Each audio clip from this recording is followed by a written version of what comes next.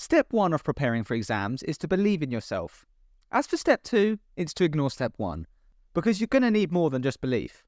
Let's be real, you're in a pretty dicey situation, leaving studying to just a week before the exam?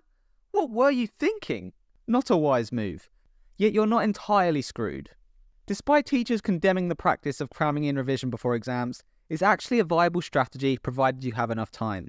We all have that one classmate we know who is simply built different and can prepare for an exam in a single day. But trust me, you ain't him. Now, a week of prep time, that's actually workable. So why do teachers hate on cramming? Well, in truth, they actually feed off the suffering of their students, a lot like Wraiths from folklore. As you grow more depressed, their strength multiplies. So in a way, squeezing your revision into a smaller time frame is actually the way to go. The issue is that having a week or so to study is not that much, so you need to revise in the most effective way possible. All revision techniques are not born equal, and let's face it, even if you have months of time to revise, studying sucks. So you should be seeking the most effective study method which yields the highest return, so you can go back to cranking 90s on Scrubs on Fortnite. Yet before we dive into the study methods, it's time to rectify your environment. Look around, there are distractions everywhere, and they are going to make staying focused during study difficult. In an ideal world, I'd chuck you in a padded cell, but there aren't many of those going around. So instead, you'll just have to minimise the distractions around you. Perhaps ditch your bedroom for the kitchen, and if there's a TV, turn it off. A phone, put it on silent mode in another room. A loving partner, ghost them. Friends who want to go out, make enemies out of them. You never can be too careful. Also, listen carefully. Hear that? Exactly, it's dead quiet. While this is far better than a noisy environment, it's not ideal for some. All there is the deafening silence of just you and your revision notes. You'll be staring into space realising this is your new reality. A world void of colour and joy. How did it come to this? Life was so good 5 minutes ago. Never again will you feel happiness. Yet there's a quick fix to bring you back from the brink of despair. Stick on some music and your mind is less likely to wander. Just make sure it doesn't have any lyrics. Otherwise your brain will cling to these rather than your revision notes. Now onto the study methods. A great base for your revision is to study using the revision guide sold by the exam board. Groundbreaking, I know. These contain everything you need to learn in a fairly compact fashion, so I think they're pretty darn effective. Back when I did my GCSEs and A-levels, these made up the bulk of my revision. Another great method is revising using past papers. Sure, it takes a little more effort to answer past questions, but they're very effective. There is no better emulation for the exam than tackling questions from past exams. It also helps you predict what might come up by recognising what has been absent in previous years. I say this, but I feel like the same questions appeared in successive years just to spite me. AQA can do one. On the other hand, a study method I'm not so fond of is highlighting your notes to justify that Sharpie bundle you bought a few years back for absolutely no reason. While spending hours highlighting key sections of your classwork does make the process of studying quicker, I'd argue it would have been much more effective to write condensed notes instead. But hey, at least your notes look pretty. If you find sitting and reading notes particularly difficult, try incorporating flashcards into your revision.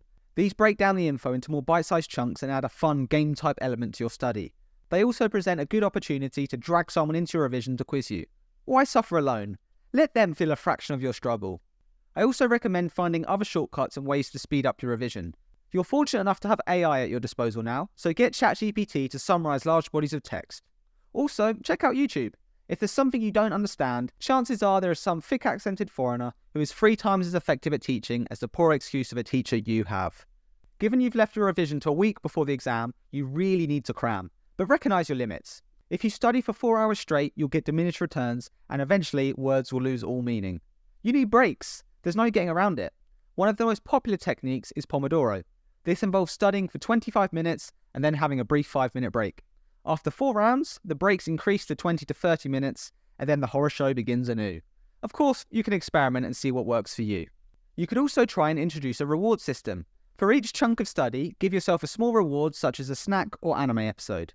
This will motivate your sessions as you have something to look forward to. And for all of you smart asses who say why can't you just reward yourself without doing any work, I say that I politely refuse to answer your question and demand you don't critique my ironclad study system. Ultimately, you should just listen to your body. If you're struggling to concentrate, it's time for a break. Even when you're cramming, you shouldn't study too hard. I know a guy who spent 4 hours on one maths question and accidentally unlocked the mysteries of life. He completely bombed the exam, but it's pretty cool. When exam day does roll around, try to stay relaxed. You can't turn back the clock and just have to make do with whatever knowledge you have. Now, this knowledge doesn't technically have to be in your brain.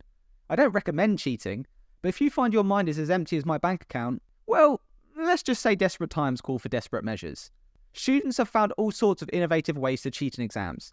You've got the classic of putting your notes on your lap and pretending to look down deep in thought, and writing notes on the inside of your hands.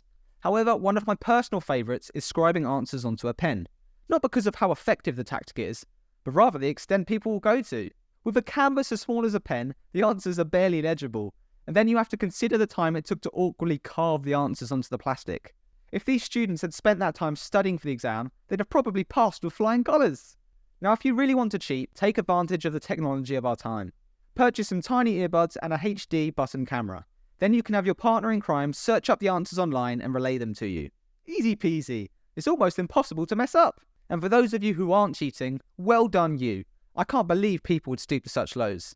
It's unforgivable.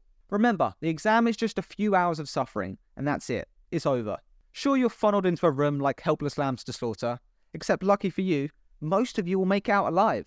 I say most because that one kid who keeps writing when the exam invigilator says pens down is never heard from again. But no one liked him anyway. With your exam complete, you can go home and relax and forget about all this horribleness, before repeating it all over again with the rest of the exams you didn't study for.